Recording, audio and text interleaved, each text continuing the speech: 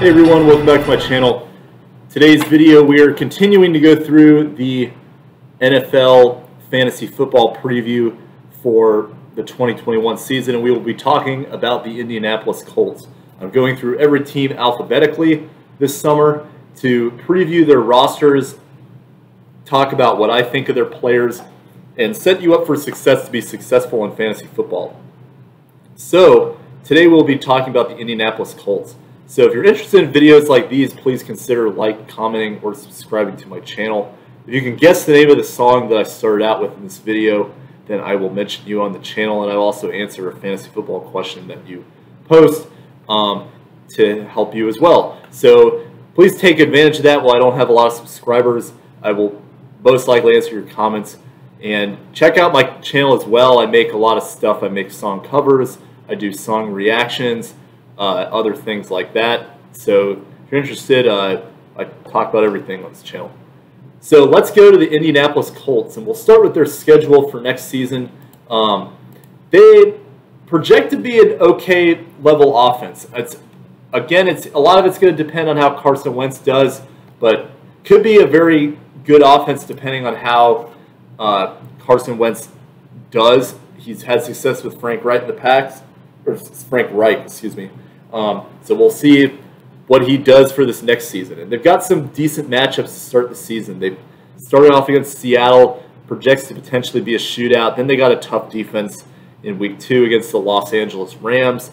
But then they play Tennessee the next game. So, but still, weeks 1 and 3, good start to the season. Potentially could get some value flipping them for some other players later on. Then they've got some difficult matchups, Miami, Baltimore, but then they play Houston, projects to be a bad defense, San Francisco, and then they got another good stretch of games between week 8 through 10, which I think you definitely want to take advantage of the Colts from.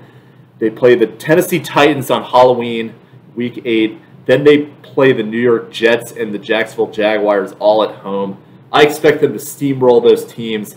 That's going to be the sweet spot for this fantasy football team, is weeks 8 through 10. Take advantage of these players. The fantasy football playoffs are okay, not great necessarily. They start off against the Patriots and the Cardinals in week 15 and 16. Those are projected to be pretty good defenses, but then they've got a gold matchup in that potential championship week against the Las Vegas Raiders in week 17. And then if you're in a playoff situation where somehow they combine the last 2 weeks of the season, I know that ESPN does that, they play the Jacksonville Jaguars. And it doesn't get any better than that for fantasy football matchups, to have the Raiders and the Jaguars in back-to-back games. So if you're in a playoff format where you've got the last 2 weeks are combined together and it's the total sum points, you definitely want to look at the Colts for that championship game or championship matchup. So yeah. And we'll talk now about the players on the Indianapolis Colts, and we'll move to the quarterback position.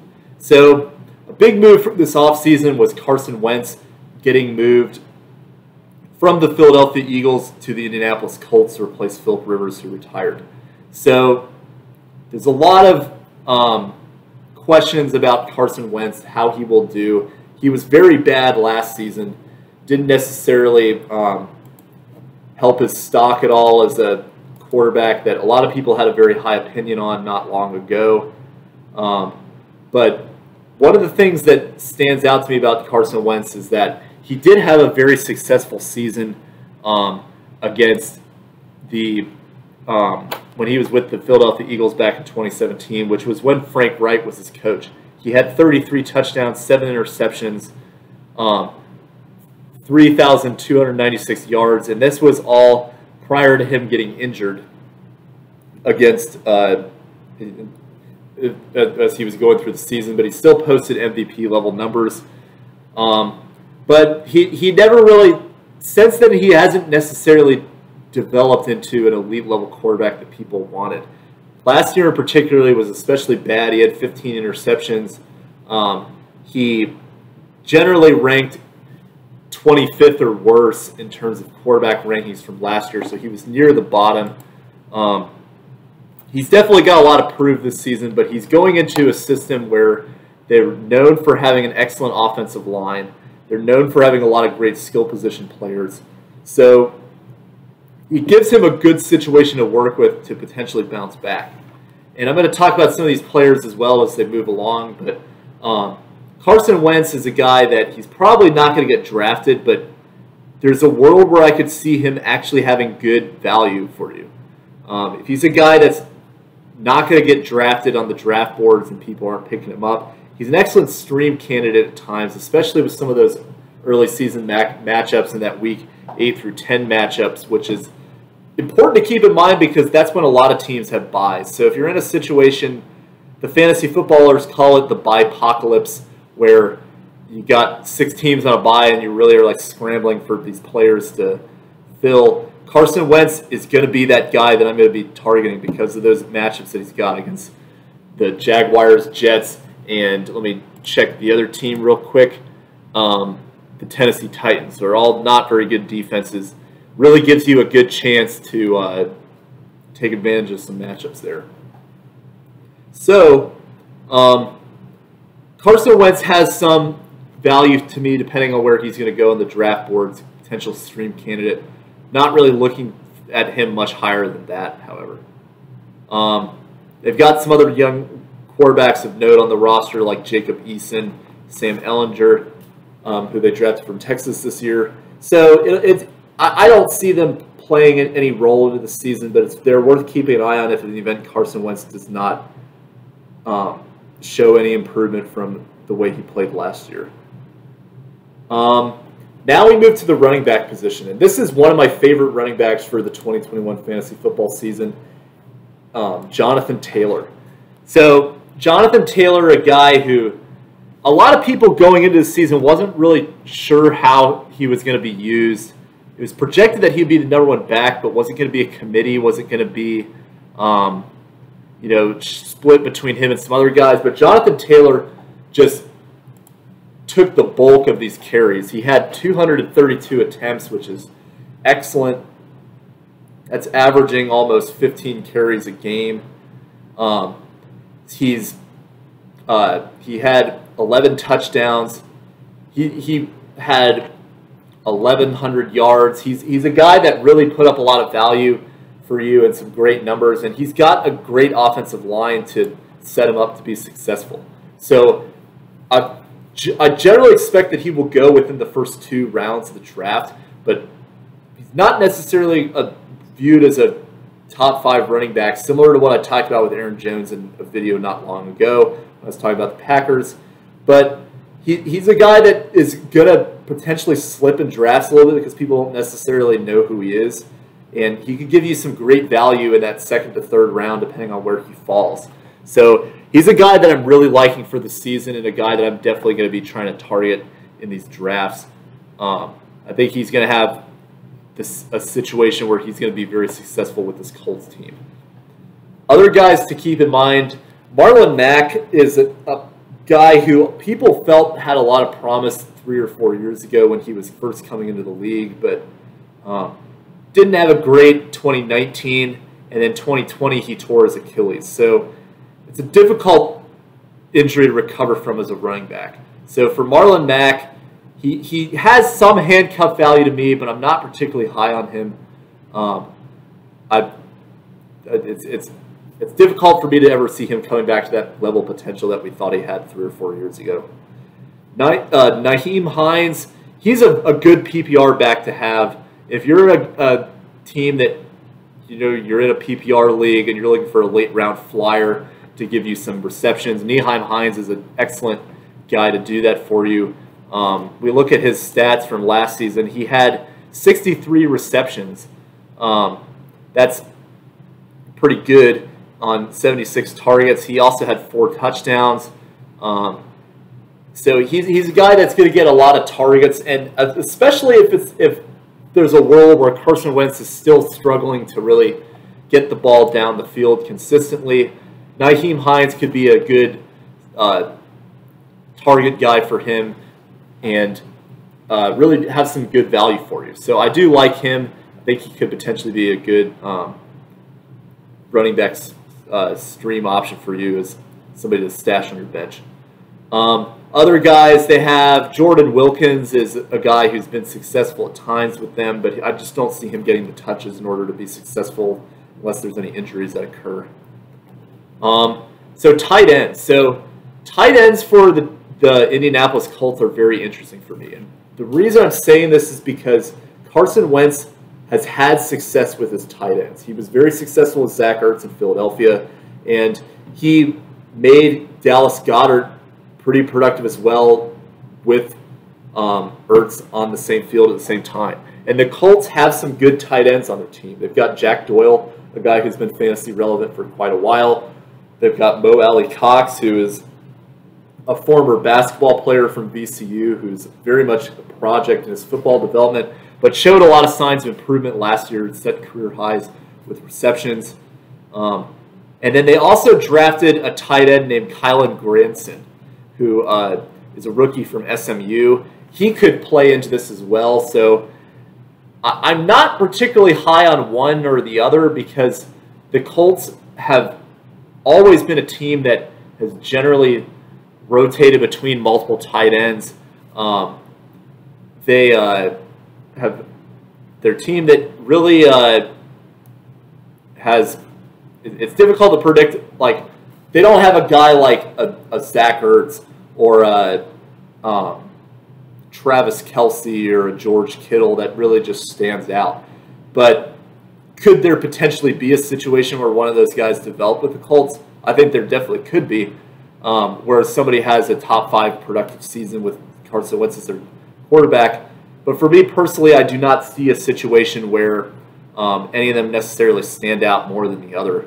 So I'm not particularly high on any one player in particular, but if you're in the position mid to late in the draft and you're looking for a stream tight end quality player, I think that Jack Doyle, Allie-Cox could be some good value for you on this team.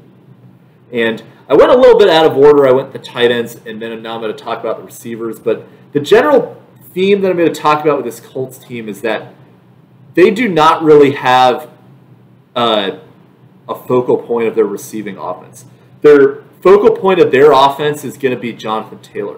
If you don't know what I'm talking about, you can refer to my strategies video where I talked about 7 strategies to win a fantasy football championships.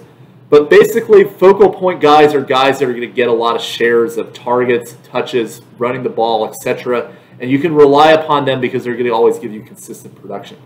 I just talked about this in a previous video with Devontae Adams in terms of receivers. They don't have a guy like that on the Colts. In the past, it has been T.Y. Hilton, but he's getting a little older. He's not necessarily been as efficient as he had in years past.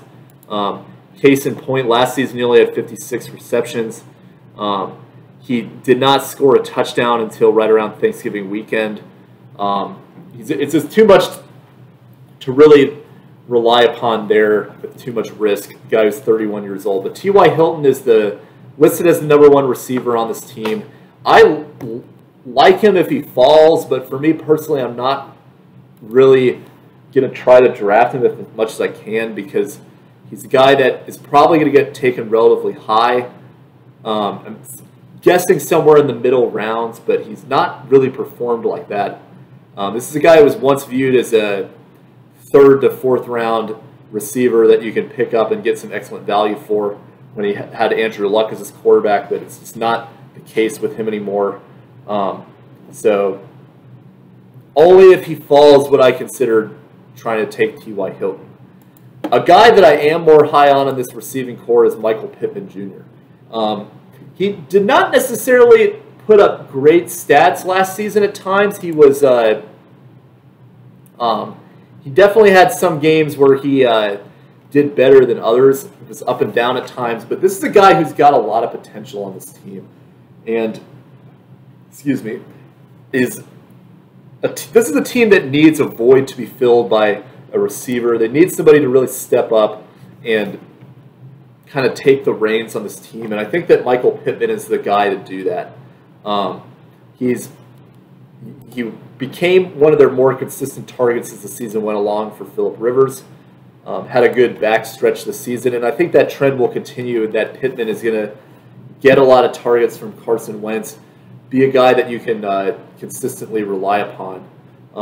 So again, the offense likes to share the ball around different players, but if any of them is going to break through and potentially be a guy that can be a consistent focal point receiving target, I think it's going to be Michael Pittman. Other guys of note, Zach Pascal has been on the team for quite a bit, but again, he's a guy that gives you moderate production. He's really only a guy that you can rely upon for streaming if needed, but he's not going to win you fantasy football championships alone. Not really considering drafting him. Paris Campbell, I was high on Paris Campbell when he was coming into the league 2 years ago, but he's battled injuries the whole time. He's never really been able to get footing to really stand out. He's got potential. Like, this team needs a void to be filled, but I don't think it's going to be Campbell as the one that's going to do that for them. And then another guy of note that I want to mention is Mike Strachan. I think that's how you pronounce his name. He's a receiver coming from University of Charleston in West Virginia. 6'5", 226, so he's a big target.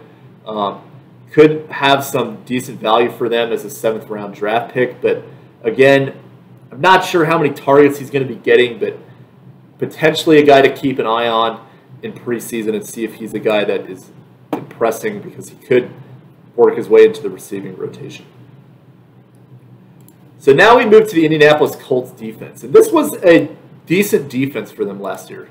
They're not necessarily the most well-known defense, but they were the number 3 defense last year with 10 forced fumbles, 6 touchdowns, which led the league.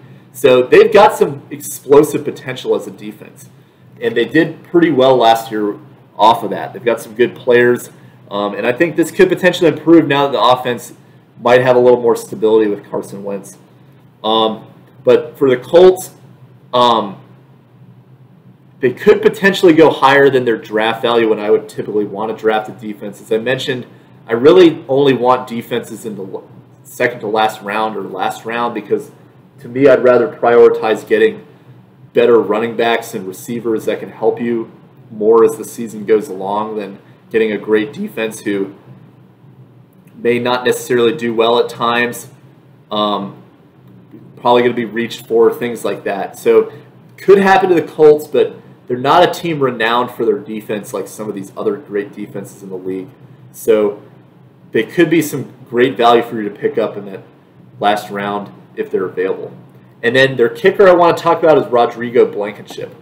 And he was a decent kicker for them. He did miss a field goal in the playoff game that hurt them, but a young kicker who's got a lot of potential, and the number 6 overall kicker last year. He was tied for 5th with Greg Zuerlein. But Blankenship is going to have some opportunity because of this offense. And he was decently accurate at times last year. I think he will continue to improve as he progresses as an NFL player. And he's probably going to be available in that last round of the draft. So he's definitely a kicker that I would potentially be looking at to pick up in that last round of the fantasy football draft, because I think he's going to have some opportunity to kick some field goals with the Colts. And a lesser-known kicker, but potentially a good sleeper to keep an eye on. So that's all I got on the Colts. I'm continuing to go through all these teams alphabetically, so next we will go to the Jacksonville Jaguars. So thank you for your support and watching this video, and hope to see you guys next time. Bye.